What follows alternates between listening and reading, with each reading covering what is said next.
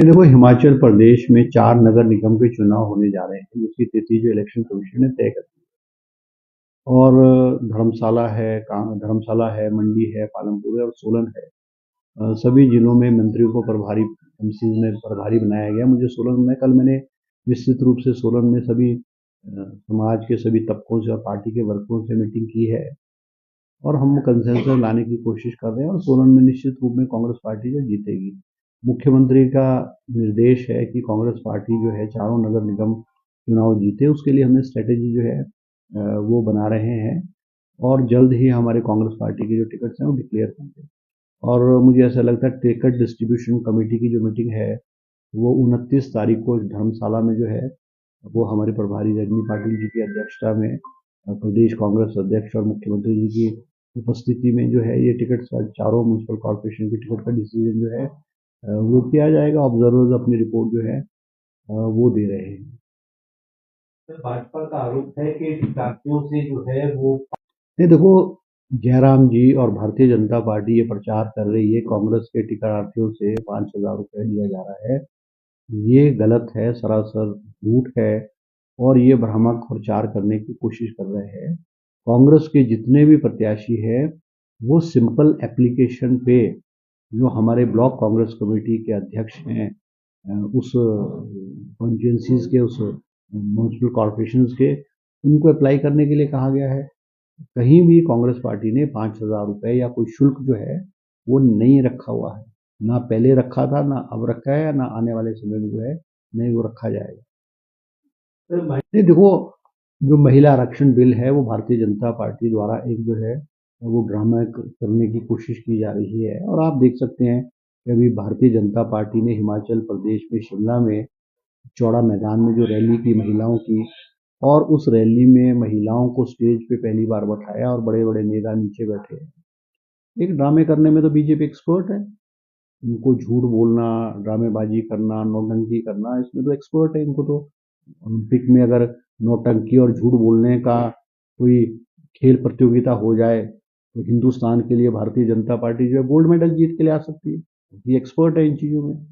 और जो वीडियो बिंदल का भारतीय जनता पार्टी के प्रदेश अध्यक्ष का वीडियो जो महिलाओं के प्रति जो टिप्पणी, भद्दी टिप्पणी और गंदी टिप्पणी बिंदल जी ने की है, चलते चलते जो आज सोशल मीडिया पे जो वायरल हुई है वो एक महिलाओं के लिए बहुत बड़ा अपमान है, महिलाओं के लिए बहुत बड़ा निरादर है और ये दर्शाती है कि भारतीय जनता पार्टी महिलाओं की कितनी इज्जत और कितनी रिस्पेक्ट जो है करती है। ये बात ठीक है कि भारतीय जनता पार्टी ये जो महिला आरक्षण बिल है इसके बारे में विस्तृत रूप से चर्चा करके।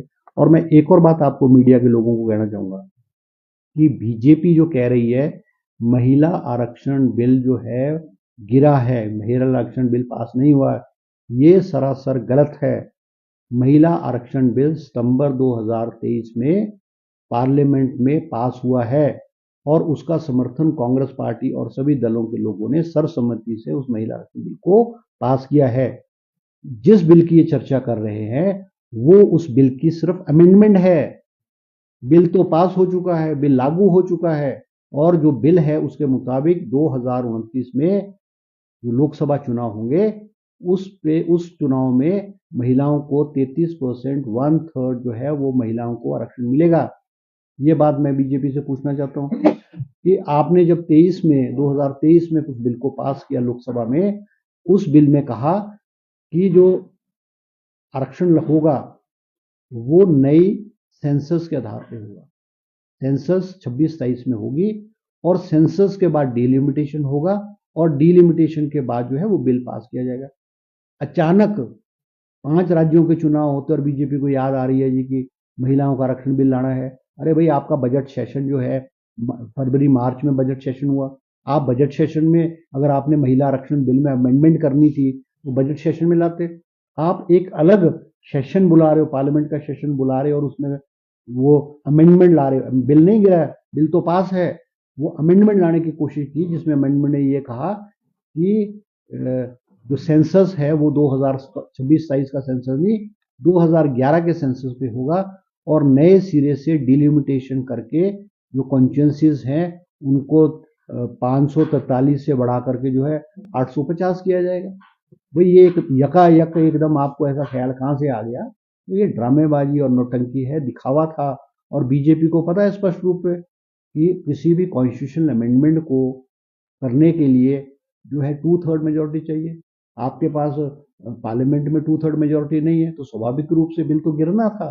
और इस बिल के माध्यम से जो इनका मकसद था, महिलाओं को तो आरक्षण है, अभी भी है, बिल पास है, मगर इन्होंने कॉन्स्टिट्यूंसियों को बढ़ाना था, लोकसभा की कॉन्स्टिट्यूंसी को बढ़ा करके एक डिवीजन क्रिएट करना था हिंदुस्तान में, और वो नॉर्थ इंडिया और साउथ इंडिया के बीच में एक टकराव करने की कोशिश जो है भारतीय जनता पार्टी कर रही थी कि उत्तरी भारत और दक्षिणी भारत के लोगों में आपस में टकराव हो। आज बीजेपी क्या कर रही है?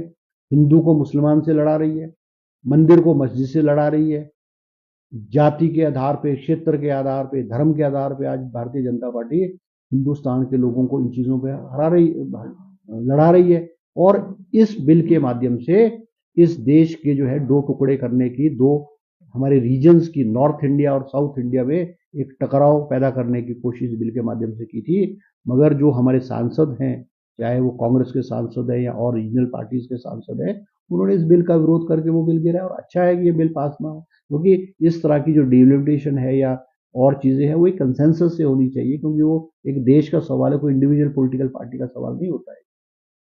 तो लेकिन जिस तरह से अन्य राज्यों में विशेष एक और बात जो है, बहुत इंपॉर्टेंट बात है, वो ये है कि जो हमारा महिला आरक्षण बिल जो बाद सितंबर 2023 में पास हुआ पार्लियामेंट में, दोनों हाउसेस से पास हुआ।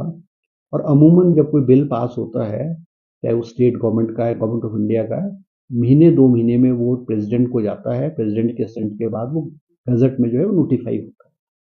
मगर हमारा जो महिला आरक्षण बिल है, आप हैरान होंगे, 2023 में पास होने के बाद 2024 में भी नोटिफाई नहीं हुआ, 25 में भी नोटिफाई नहीं हुआ।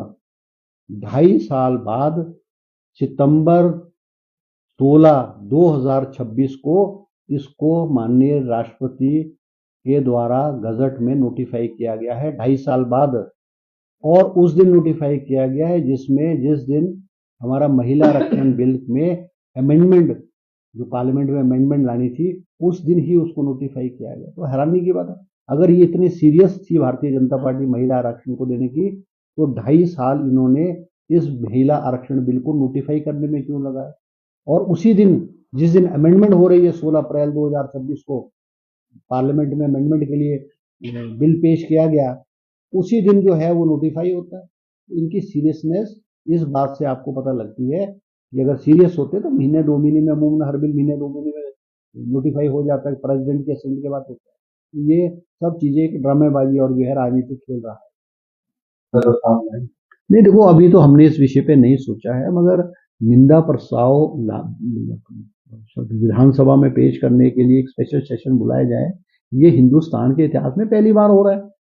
ऐसा तो आज तक कभी हुआ ही नहीं है। भाई, निंदा प्रस्ताव आप सोशल मीडिया के माध्यम से भी कर रहे हो, अखबारों के माध्यम से भी कर रहे हो, जनसभा के माध्यम से भी कर सकते हो। भाई, आप जनता का जो पैसा है, जो विधानसभा बुलाने के लिए और विधानसभा की कार्य प्रणाली चलाने के लिए जो है पैसा लगता है, खर्चा होता है, उसको unnecessary just for to gain, political gain के लिए आप बुला रहे, दुर्भाग्यपूर्ण है। हिंदुस्तान में पहली बार ऐसा हो रहा है, पहली बार ऐसा हो रहा है। तो भारतीय जनता पार्टी क्या कर सकती है, आप सोच भी नहीं सकते। पॉलिटिकल ड्रामेबाजी के लिए किस स्तर पे, निचले स्तर पे गिर सकती है, ये इसका हम अंदाजा भी नहीं लगा सकते। ये दुर्भाग्यपूर्ण।